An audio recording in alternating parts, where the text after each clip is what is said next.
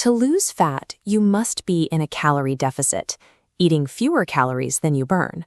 But following a strict, rigid meal plan to get there rarely works long-term. As soon as the diet is over, the habits aren't there, and the weight comes right back. So today, we're doing the exact opposite. We are going to build a personalized, flexible meal plan right now. One that helps you lose fat without cutting out the foods you actually like to eat. Grab a pen and a piece of paper. To start, write down your current body weight in pounds. Next, write down one non-negotiable favorite food or cultural dish that you refuse to give up. We are going to make sure that stays in your diet. Losing fat and keeping it off comes down to the system you use, rather than a test of willpower. Building a custom template around the way you already eat is a sustainable way to maintain that calorie deficit. Step 1 is calculating your daily protein target. Take that body weight you just wrote down and multiply it by 0.8. That number is your daily goal in grams. Eating more protein naturally leads to eating fewer calories overall because of how it impacts your appetite. Look at this comparison. On one side, you have 400 calories of chicken breast, and on the other, 400 calories of cereal. The physical volume of the protein takes up significantly more room in your stomach, keeping you full much longer than the processed carbs. Hitting that 0.8 gram threshold also provides a specific metabolic benefit. When you're in a calorie deficit, it tells your system to hold on to your muscle tissue and burn off your stored fat for energy instead. But you will quickly burn out if you try to get all those grams from plain chicken breast for breakfast, lunch, and dinner. You need variety to make this last. Here is exactly what 30 grams of protein looks like across a few different whole food sources.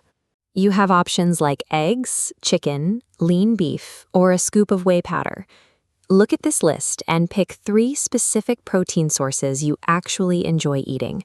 Write those down on your paper next to your target number. By making protein the anchor of your daily meals, you address 2 causes of diet failure. You manage physical hunger, and you prevent the loss of lean muscle.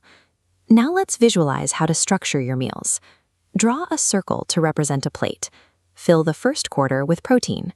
Next, fill half the plate with vegetables or fruits. That leaves the final quarter for your carbohydrates and your fats. Cutting out carbs entirely often tanks your energy during workouts. The rapid weight loss people see in the first week of a low-carb diet is almost entirely water leaving the muscles, not actual fat loss. Instead of cutting them out, keep your energy levels consistent by saving the majority of your daily carbohydrates for the meals directly before and after your training sessions. Fats require a bit more attention because they contain 9 calories per gram, more than double the amount in protein or carbs.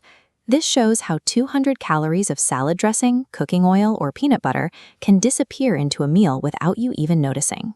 You can manage this by making simple swaps. Use a 0-calorie cooking spray instead of heavy oil, or choose lower-calorie dressings for your vegetables. Take a second to sketch out one hypothetical breakfast and one lunch on your paper using this ratio: quarter protein, half veggies or fruit, and quarter carbs and fat. Relying on this balanced plate helps you maintain a caloric deficit through volumetric eating, reducing the need for strict portion control. Step 3 is establishing your eating rhythm. Map out a daily schedule with 3 to 4 main meals. Spacing them out helps prevent blood sugar dips that lead to overeating later in the day. If you find yourself constantly struggling with snacking, research suggests that adding a 30-gram whey isolate protein shake to your day can help curb those cravings and maintain your weight loss progress. Next, try to keep your mealtimes screen-free. Data indicates that eating in front of a television is a strong predictor of being overweight, likely because it distracts you from feeling full. Slowing down your eating pace gives your body more time to register satiety. You can do this by using smaller utensils or eating with chopsticks. While the food itself is the primary driver of fat loss, managing how and where you eat serves as a support system that helps you better listen to your biological hunger signals. Step 4 is setting the right expectations. On your paper, write down a pacing goal of losing half a pound per week. This modest rate is much easier to maintain over months and years. Don't be tempted by shortcuts. Commercial fat burners are often just overpriced caffeine pills that do not have a meaningful impact on long-term fat loss results. You should also expect that you will mess up at some point. One day of off-plan eating or an unplanned treat will not ruin your progress as long as you return to your system the next day. Look back at that favorite food you wrote down at the start. Slot it into the carb and fat quarter of your balanced plate. Allowing yourself to include treats or cultural dishes prevents the burnout that ends most diets.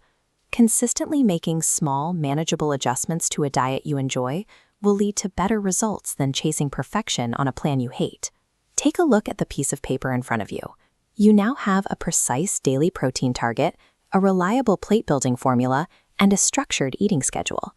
This framework moves with you, whether you're cooking at home or ordering at a restaurant. You have a practical system to manage your nutrition. If you want to refine this even further with specific calorie numbers tailored to your activity level, head over to the custom calculator on our website. To put this exact plan into action, watch this next video, where I'll show you how to meal prep these recipes for just $5 a day. Reaching your goals doesn't require adopting someone else's rigid rules. It requires trusting the personalized system you now hold in your hands.